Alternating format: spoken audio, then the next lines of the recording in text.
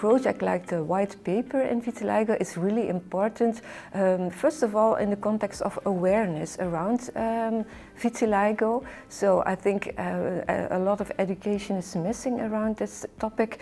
For instance, on the impact of the disease, this should be communicated. It should be taken serious also for policymakers, that they also take this into account by making some decisions in offering treatments or, for instance, in reimbursement criteria. So the white paper can be used more like a framework in which we provide some basic elements that need to be taken into account when to make decisions on a higher level. And also to communicate as a medium, to communicate to healthcare professionals like general practitioners, to get more familiar with what is vitiligo, what is the path of care for vitiligo, and what can we do for people living with vitiligo.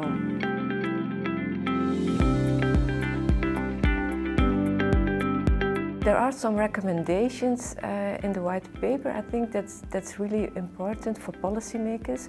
For instance, that we need to educate the right people that get in contact with people with vitiligo, so to start the right path of care.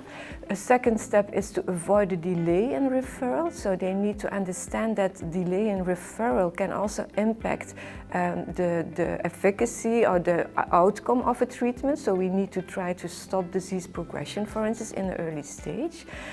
You can also reduce by providing, for instance, psychological support, the impact of the disease. So mental health can be improved, so we need to provide them also information on the importance of providing psychosocial support.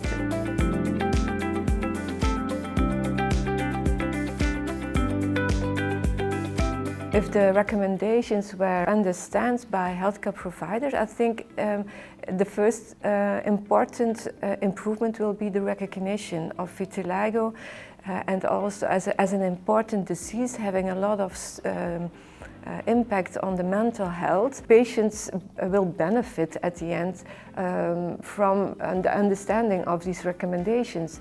We would like vitiligo to be recognized and to be taken seriously, and that it will be approached in the right way. And the recommendations will be helpful within this context, because then we can explain where the problems are currently and where we need to put some improvements in the future.